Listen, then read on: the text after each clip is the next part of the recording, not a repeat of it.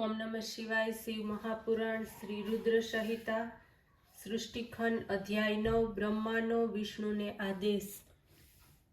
ब्रह्माए કહ્યું, વિષ્ણુની સ્તુતિથી મહેશ પ્રસન્ન થયા। તેઓ પ્રગટ થયા। તેમના 5 મુખ 3 નેત્ર હતા, જેમના લલાટ ઉપર ચંદ્રમા, મસ્તક ઉપર જટા શોભતી હતી। તે ગૌરવર્ણ, વિશાળ નેત્ર, સર્વાંગ ભસ્મ લેપન યુક્ત, 10 ભુજાથી યુક્ત, નીલકંઠ, બધા ભૂષણથી વિભૂષિત, સર્વાંગ સુંદર, મસ્તક ઉપર ભસ્મનું ત્રિપુંડ લગાડેલું હતું। ત્યારે તે કરુણાકાર મહેશે પોતાના શ્વાસથી મને અને વિષ્ણુને વેદોનું જ્ઞાન આપ્યું। પછી વિષ્ણુએ પૂછ્યું, હે દેવ, આપ કેવી રીતે પ્રસન્ન થાઓ? આપની પૂજા હું કેવી રીતે કરું? આપનું ધ્યાન કેવી રીતે થાય? આ સાંભળતા મહાદેવજી પ્રસન્ન થયા અને બોલ્યા, હે શ્રેષ્ઠ દેવો, તમારી ભક્તિથી હું ખૂબ પ્રસન્ન છું। કોઈ પણ વાતની ચિંતા કરવી નહીં। મારું લિંગ હંમેશા પૂજ્ય અને ત્યાગ કરવા યોગ્ય છે।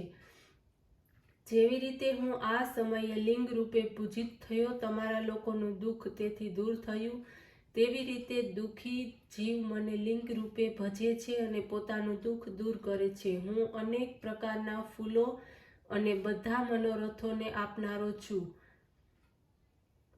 તમો બંને મારા જમણા અને ડાબા અંગમાંથી ઉત્પન્ન થયા છો। હું તમારા ઉપર પ્રસન્ન છું। હવે તમે મારી પાર્થિવ મૂર્તિને બનાવીને મારી સેવા કરો, તેથી તમને સુખની પ્રાપ્તિ થશે। હવે મારી આજ્ઞા છે, જે તમે અને બ્રહ્મા ચરાચરનું પાલન કરો। તમે જ મારી સ્તુતિ કરી છે। યુદ્ધ સમયે રક્ષાના હેતુથી મારી બ્રહ્માએ પ્રાર્થના કરી છે, તેથી હું સત્ય કરીશ, કારણ કે હું ભક્ત વત્સલ છું। તમારા અંગથી મારું જે રૂપ પ્રગટ થશે તેને રુદ્ર કહેવામાં આવશે, અને મારું અંગ હત્યાને લીધે તે ન્યૂન નહીં હોય। જે હું છું તે જ છે। અમારા બંનેની પૂજા કોઈ ભેદ નહીં હોય। મારું તે શિવ સ્વરૂપ જેવું છે તેવું જ રુદ્ર રૂપ પણ હશે, અને રુદ્રમાં ક્યારેય પણ ભેદ ન સમજવો જોઈએ। કાર્યમાં ભેદ હોય છે, કારણ કે તો એક જ હોય છે, માત્ર આ જ નહીં। હું, તમે, બ્રહ્મા, રુદ્ર બધા એક જ છીએ। જેમાં જે ભેદ જોશે તેને બંધન પ્રાપ્ત થશે। હે બ્રહ્મન, હવે હું એક ગુપ્ત વાત તમને કહું છું, સાંભળો। તમે બંને પ્રકૃતિની ઈચ્છાથી ઉત્પન્ન થયા છો। હું તો મારી ઈચ્છાથી બ્રહ્માની ભ્રુકુટીમાંથી ઉત્પન્ન થયો છું। હું સનાતન શિવરૂપ, મૂળભૂત, સત્ય, જ્ઞાન અને અનંત જ છું। હું આ તત્વને જાણીને હંમેશા મનથી મારું ધ્યાન કરવું જોઈએ। રુદ્રમાં પ્રકૃતિનો તામસી ગુણ જાણવો યોગ્ય છે, કારણ કે તે વૈકારિક છે, પરંતુ વાસ્તવમાં તે તામસી નથી। તેથી હે બ્રહ્મન, હવે તમારી આ સૃષ્ટિનું સર્જન કરવું જોઈએ અને હરિ સૃષ્ટિના પાલક થાય।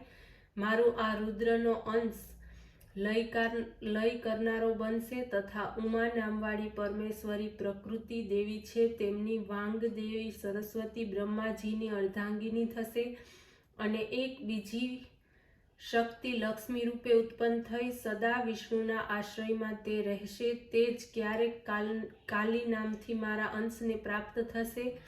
કાર્ય સિદ્ધિને માટે આ શક્તિ જ્યોતિ રૂપે પ્રગટ થશે। બંને દેવીઓ પરમ મંગલમય શક્તિના નામે વિખ્યાત થશે, જેનું કાર્ય ક્રમશઃ સૃષ્ટિ, સ્થિતિ અને સંહાર થશે।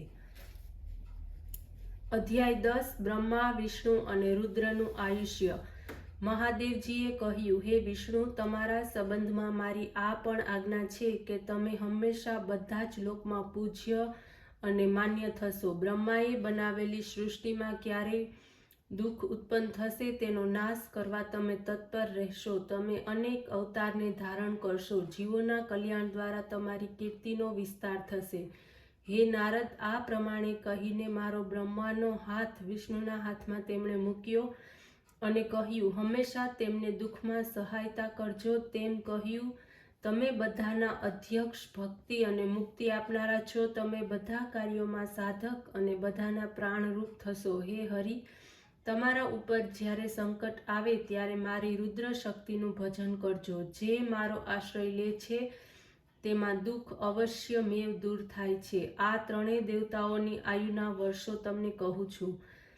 4000 યુગનો બ્રહ્માનો એક દિવસ હોય છે અને તે ક્રમથી રાત્રિના વર્ષો પણ જાણવા. 30 દિવસનો એક મહિનો અને 12 મહિનાનું એક વર્ષ. આ પ્રકારે વર્ષ પ્રમાણથી બ્રહ્માનું આયુષ્ય 100 વર્ષનું કલ્પવામાં આવ્યું છે. બ્રહ્માનું એક વર્ષ વિષ્ણુનો એક દિવસ હોય છે અને આ પ્રમાણથી 100 વર્ષનું આયુષ્ય પ્રાપ્ત કરે છે. તે જ રીતે વિષ્ણુના એક વર્ષ રુદ્રને માટે એક દિવસ બરાબર હોય છે. આ જ ક્રમથી તે પણ 100 વર્ષ સ્થિતિ કરે છે. સદાશિવના મુખમાંથી નીકળતા એક શ્વાસોશ્વાસ સુધી રુદ્ર શક્તિને પ્રાપ્ત થાય છે. હે શ્રેષ્ઠ દેવો, બ્રહ્મા, વિષ્ણુ, રુદ્ર, ગંધર્વ, સર્પ, રાક્ષસ અને અન્ય તમારા પ્રાણીઓના નીચા ઊંચા શ્વાસોની સંખ્યા 21,600ની થાય છે. ત્યારે તે દરેકનો એક રાત્રિ દિવસ ગણાય છે.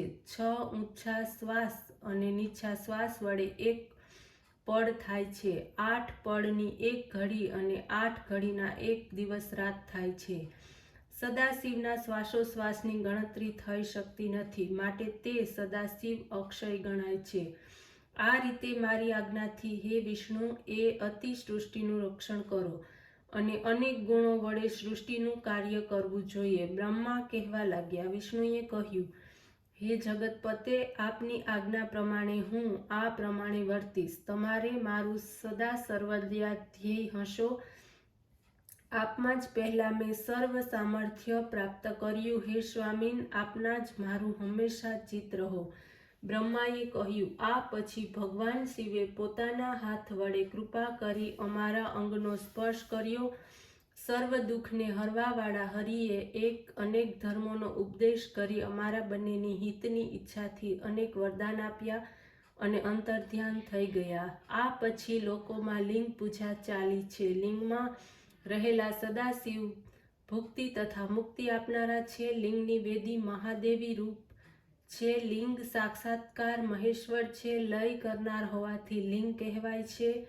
એમાં સર્વ જગત રહેલું છે. જે શિવલિંગની સમીપ આ વ્યાખ્યાન સાંભળે છે તે 6 મહિનામાં શિવ બ્રહ્મરૂપ થાય છે.